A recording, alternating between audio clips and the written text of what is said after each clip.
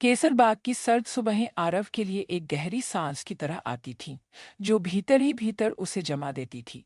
पुराने मकान की दीवारों से सीलन की गंध उठती और हर दरार में एक अनदेखा डर छिपकर बैठा रहता। सूरज की हल्की किरणें भी उन कमरों में दाखिल होने से कतराती थीं, जहां मीरा की तीखी जुबान और उसकी आंखों में हमेशा तैरती कटुता ने एक अदृश्य जाल बुन रखा था। आरव एक सरकारी दफ्तर में छोटा बाबू था। बाहर की दुनिया उसे एक साधारण, शांत और जिम्मेदार व्यक्ति मानती थी, लेकिन उसके भीतर एक गहरा समंदर छिपा था, जिसकी लहरें हर रात उसकी नींद छीन लेती थीं। मीरा, उसकी पत्नी, कभी सुंदर हुआ करती थी, पर वक्त और शायद कुछ अनकही ख्वाहिशों ने उसे एक कड़वाहट से भर दिया था। छोटी छोटी बातों पर उसका गुस्सा सातवें आसमान पर पहुंच जाता और आरव अक्सर खुद को उस तूफान के सामने एक कमजोर पत्ती की तरह पाता। वह जानता था कि मीरा उसे कभी नहीं छोड़ेगी और वह उसे छोड़ नहीं सकता था। यह एक ऐसा बंधन था जो परंपराओं, समाज और अनकहे वादों की बेड़ियों से कसकर बांधा गया था। कभी कभी मीरा का हाथ भी उठ जाता था और उसके गाल पर पड़ने वाली हर चोट से ज्यादा गहरा दर्द उसके आत्मसम्मान पर होता। वह इसे सहता रहा, क्योंकि उसके पास कोई और रास्ता नहीं था, कम से कम केसरबाग में तो नहीं। केसरबाग से लगभग 80 किलोमीटर दूर चंद्रकौंज एक अलग ही दुनिया थी। वहां की हवा में थोड़ी नमी थी और सड़कों पर एक अलग सी चहल पहल। चंद्रकौंज में आरव एक और जिंदगी जीता था, एक ऐसी जिंदगी जहां सूरज हमेशा चमकता था। वहीं उसकी नैना थी और उनका बेटा रोहन। नैना एक स्कूल में शिक्षिका, शांत और समझदार थी। शांत और समझदार थी। उसकी आंखों में एक ऐसी सच्चाई थी जो आरव को उसकी अपनी झूठ से मुक्ति दिलाती थी। रोहन, उनकी आंखों का तारा, आरव के लिए एक ऐसी रोशनी था जो उसके केसरबाग वाले जीवन के अंधेरे को चीरती थी। नैना और आरव की मुलाकात एक बार किसी सरकारी काम के सिलसिले में हुई थी। आरव के जीवन के खालीपन ने नैना की समझदारी और सादगी में पनाह ढूंढ ली थी। धीरे धीरे यह दोस्ती प्यार में बदल गई। जब नैना गर्भवती हुई तो आरव की दुनिया हिल गई थी। जब नैना गर्भवती हुई तो आरव की दुनिया हिल गई थी। वह जानता था कि वह मीरा को छोड़ नहीं सकता और नैना को अपनाने की हिम्मत उसमें नहीं थी। उसने नैना से कहा था कि वह रोहन को अपनी पहचान नहीं दे सकता, लेकिन वह हमेशा उनका ख्याल रखेगा। नैना ने एक अजीब सी समझदारी और प्रेम से उसकी बात मान ली थी। वह जानती थी कि आरव फंसा हुआ है। रोहन, इसलिए, एक ऐसा बच्चा था जिसका पिता था, लेकिन समाज की नज़र में वह पिता उसका नहीं था। आरव महीने में 2 बार चंद्रकोण जाता, हफ्ते के अंत में बहाना बनाकर कि उसे सरकारी काम से बाहर जाना है। हर बार जब वह केसरबाग लौटता तो उसके सीने में एक घुटन और अपराध बोध की तेज लहर उठती, लेकिन रोहन का मासूम चेहरा उसे फिर अगले दौरे के लिए हिम्मत देता। केसरबाग में मीरा का व्यवहार दिन ब दिन और असहनीय होता जा रहा था। उसका शक, उसकी चिड़चिड़ाहट, आरव की हर छोटी बड़ी गतिविधि पर उसकी तीखी नजर। कहाँ गए थे? इतनी देर क्यों लगी? किसके साथ थे? जैसे सवालों की बौछार हर बार घर लौटते ही उस पर होती। आरव बस सिर झुकाए सुनता रहता, क्योंकि किसी भी जवाब से तूफान और गहरा हो सकता था। एक बार जब आरव देर रात चंद्रकौन से लौटा तो मीरा ने दरवाजा खोलने से मना कर दिया। उसे पूरी रात घर के बाहर ठंड में बैठना पड़ा। अगली सुबह जब वह अंदर आया तो मीरा ने उसके गाल पर जोरदार थप्पड़ रसीद कर दिया। तुम कहाँ थे रात भर? आरव ने उसे रोकने की कोशिश नहीं की। वह बस उस दर्द को महसूस करता रहा जो अब उसके शरीर का हिस्सा बन चुका था। इस घटना ने उसे अंदर तक हिला दिया। वह अब इस दोहरी जिंदगी से थक चुका था। चंद्रकौंज में रोहन अब बड़ा हो रहा था।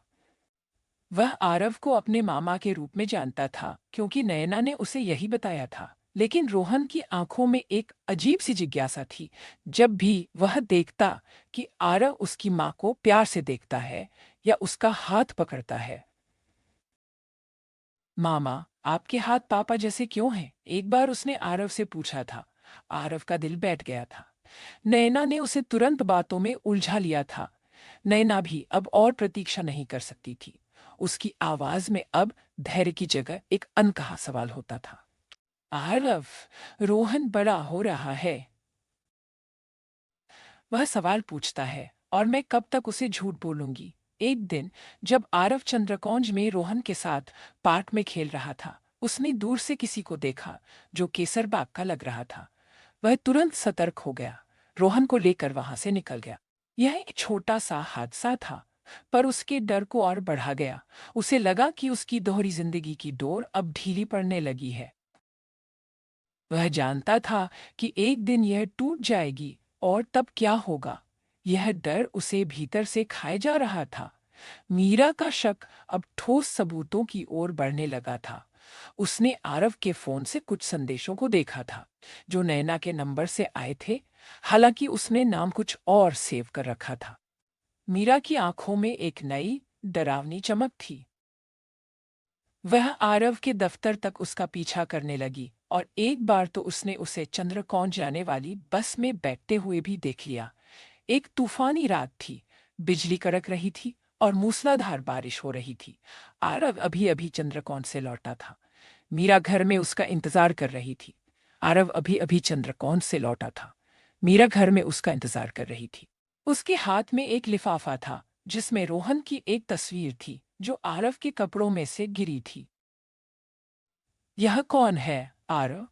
मीरा की आवाज में एक अजीब सी खामोशी थी, जो उसके पहले के गुस्से से भी ज्यादा डरावनी थी। आरव का चेहरा सफेद पड़ गया। वह कुछ कह नहीं पाया। मैंने तुम्हें चंद्रकौंज जाते देखा है। मैंने पता लगा लिया है। यह कौन है? और यह औरत कौन है? मीरा ने रोहन की तस्वीर आरव के मुंह पर फेंकी। आरव ने साहस बटोरा। वह मेरा बेटा है, मीरा। और वह नैना है, उसकी माँ। कमरे में सन्नाटा छा गया। केवल बारिश की आवाज सुनाई दे रही थी। फिर मीरा के भीतर का तूफान फटा। उसने आरव पर चिल्लाना शुरू कर दिया। हर एक अपमानजनक शब्द का इस्तेमाल किया। हर एक अपमानजनक शब्द का इस्तेमाल किया। उसने रसोई से एक प्लेट उठाई और आरव की तरफ फेंकी, जो उसके कंधे से टकराई और दीवार पर टूट गई। आरव, जो अब तक खामोश था, पहली बार पलटवार किया। बस मीरा, बहुत हुआ। मैं अब और नहीं सह सकता। यह झूठ, यह हिंसा, यह सब अब खत्म होगा। उसकी आवाज में एक नई दृढ़ता थी। मीरा भौंचक्की रह गई। आरव कभी इस तरह नहीं बोला था। मैं तुम्हें छोड़ रहा हूं, मीरा। मैं अब अपनी जिंदगी जीना चाहता हूँ, उस बेटे के साथ जिसे मैंने कभी अपना नाम नहीं दिया। अगले कुछ दिन बेहद मुश्किल भरे थे। केसर बाग में आरव के इस फैसले से एक भूचाल आ गया। समाज ने उसे ताने मारे। रिश्तेदारों ने उससे किनारा कर लिया। समाज ने उसे किनारा कर लिया। मीरा ने उसे आसानी से नहीं छोड़ा। उसने उसे हर तरह से परेशान करने की कोशिश की। कानूनी लड़ाइयां लड़ी, पर आरव अब नहीं झुका। उसने अपनी सरकारी नौकरी से इस्तीफा दे दिया। यह एक बड़ा जोखिम था, पर वह आजादी चाहता था। वह आजादी चाहता था। चंद्रकौंज में नैना और रोहन ने उसे खुले हाथों से स्वीकार किया। नैना ने उसे कभी उसकी पिछली जिंदगी के लिए ताना नहीं मारा, बस प्यार और समझदारी दी। आरव ने चंद्रकौंज में एक छोटा सा स्टेशनरी का दुकान खोला। शुरुआत में मुश्किलों का सामना करना पड़ा, पर नैना का सहयोग और रोहन की मासूमियत उसे हिम्मत देती रही। अब वह हर सुबह रोहन को स्कूल छोड़ने जाता था, उसका हाथ पकड़कर। वह उसे हर शाम कहानियां सुनाता, उसके सवालों का जवाब देता, और उसे अपना पूरा समय देता। और उसे अपना पूरा समय देता। सरोहन अब उसे पापा कहता था, और यह शब्द आरव के लिए दुनिया की सबसे बड़ी दौलत था। केसरबाग की सर्द सुबहें अब दूर थीं, और चंद्रकौंज की धूप में एक नई गर्माहट थी। आरव ने एक भारी कीमत चुकाई थी, पर उसने अपनी आत्मा को वापस पा लिया था। उसके जीवन में अब कोई दोहराव नहीं था, कोई छिपा हुआ राज नहीं था। वह टूटा था, पर अब फिर से खड़ा था, और सबसे बढ़कर वह आजाद था। उसकी जिंदगी एक कठिन परीक्षा थी, पर उसने उसे पास कर लिया था। अब वह केवल एक पिता था, एक साथी था, और अंततः एक सच्चा इंसान था।